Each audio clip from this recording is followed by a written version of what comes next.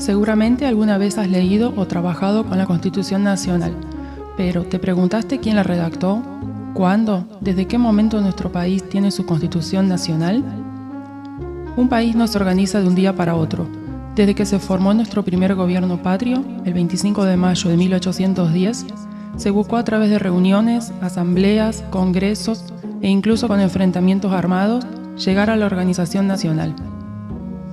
Pero les llevó mucho tiempo lograrlo, hasta que finalmente los representantes de las distintas provincias, con excepción de Buenos Aires, se reunieron en Santa Fe a fines de 1852.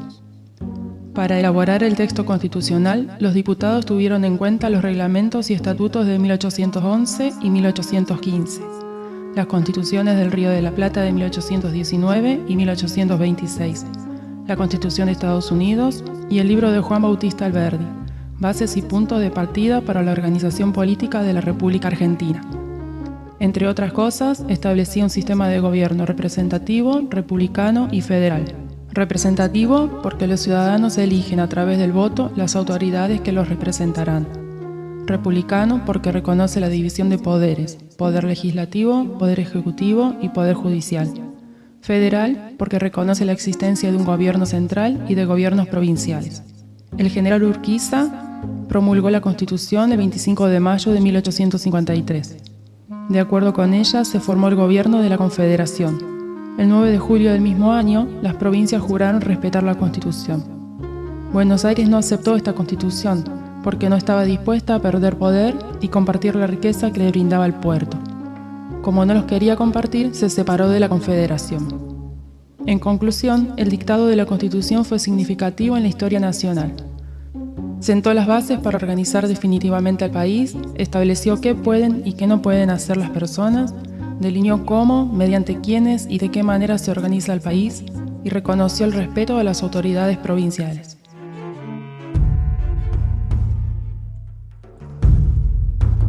A partir de la Revolución de Mayo y luego de varias décadas de guerras civiles, los argentinos necesitaban imperiosamente organizar el territorio, constituir la Unión Nacional, afianzar la justicia y consolidar la paz interior.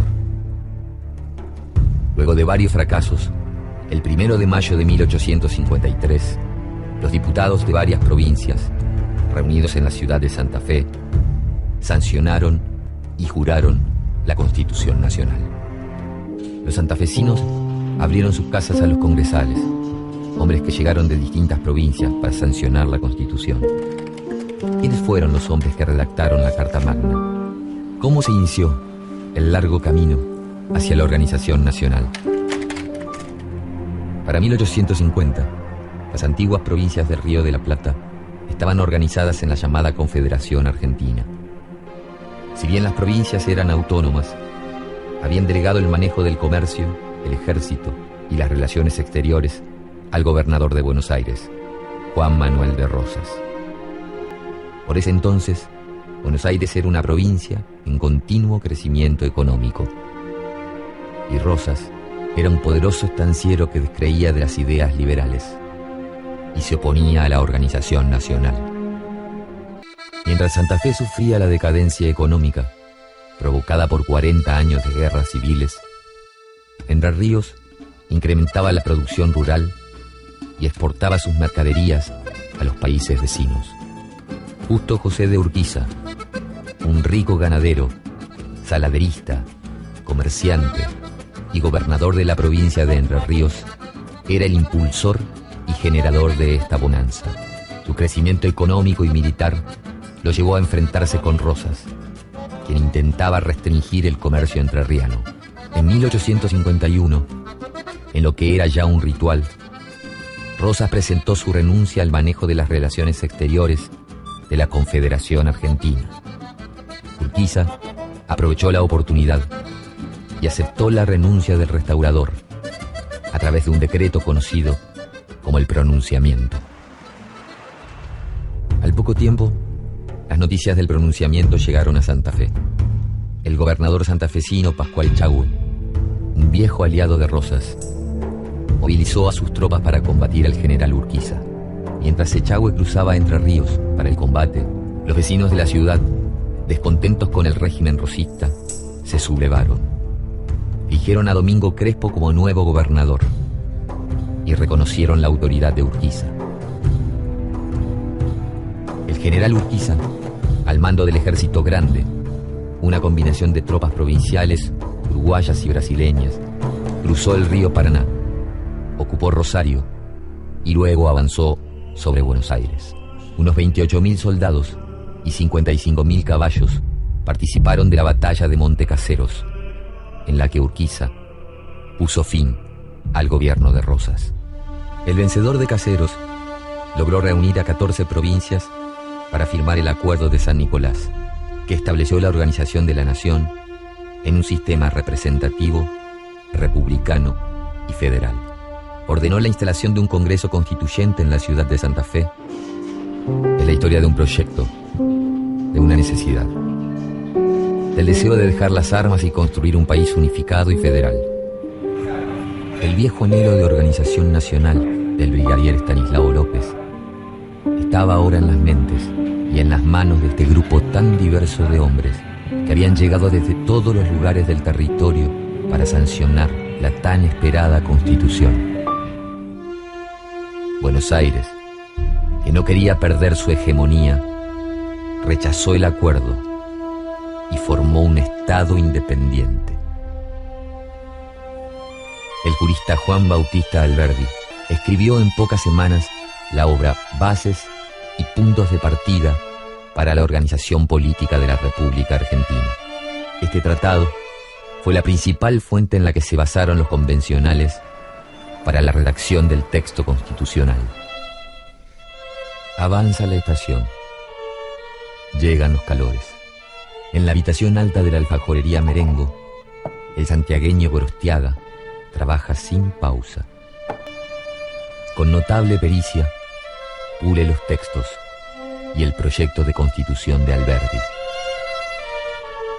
En la semipenumbra, repasa una y otra vez la Constitución de los Estados Unidos. El diputado por Entre Ríos, Juan María Gutiérrez, corrige los errores y aporta su conocimiento jurídico. Y el proyecto de constitución va tomando forma. Aprobado. La Constitución Nacional fue sancionada el 1 de mayo de 1853 y el 25 de mayo fue promulgada por el presidente Urquiza.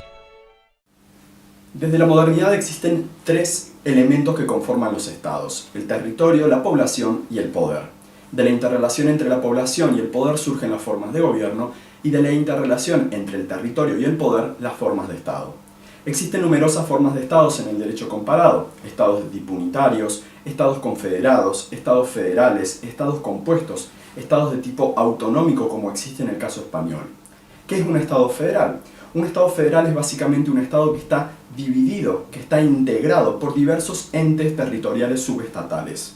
Todos ellos conforman una sola nación, un solo estado. Es importante tener en cuenta que la teoría federal nació en los Estados Unidos así por el siglo XVIII, cuando James Hamilton y Madison convocaban a través de misivas establecidas en los periódicos a los diversos votantes del estado de Nueva York a que apoyasen un proyecto de reforma de la Constitución, de cambio constitucional, en el cual se dejase de lado el sistema de tipo confederal para pasar a un tipo de estado federal. De las diversas notas que surgen en este libro van surgiendo las ideas generales o matrices de lo que se considera un Estado federal. Es importante destacar que ya no existe una sola idea de lo que es el federalismo. Ahora bien, los diversos autores concuerdan en que existen una serie de prerequisitos necesarios para poder determinar que un Estado es de tipo federal. En primer lugar, una constitución de tipo escrita. En segundo lugar, una constitución en la que se establezcan que existen al menos dos órdenes de gobierno: un orden de gobierno estatal y un orden de gobierno de tipo subestatal, integrado por estados, provincias, cantones, Länder o con el nombre que se les quiera dar. Una serie de garantías establecidas para cada una de estas unidades subestatales para que puedan defender su autonomía. Luego, una segunda cámara de representación territorial, llamada normalmente Senado, en el cual se defiendan las posiciones que tienen cada una de estas partes. Un árbitro independiente, normalmente un Tribunal Superior de Justicia o una Corte Suprema o Tribunal Constitucional, que dirima las relaciones y los problemas que puedan existir entre los entes estatales y el Estado, o entre estos entes subestatales entre sí, y por último una serie de procesos de relaciones llamados normalmente relaciones de tipo intergubernamental para que puedan desarrollarse correctamente esta federación. El federalismo no es la mejor solución a cualquier tipo de problema de acomodación territorial, regional, de nacionalismos, de independentismos o de religiones. Ahora, es una opción válida y ha sido tomada por una treintena de estados a lo largo del mundo que representan el 40% de la población total. Muchísimas gracias.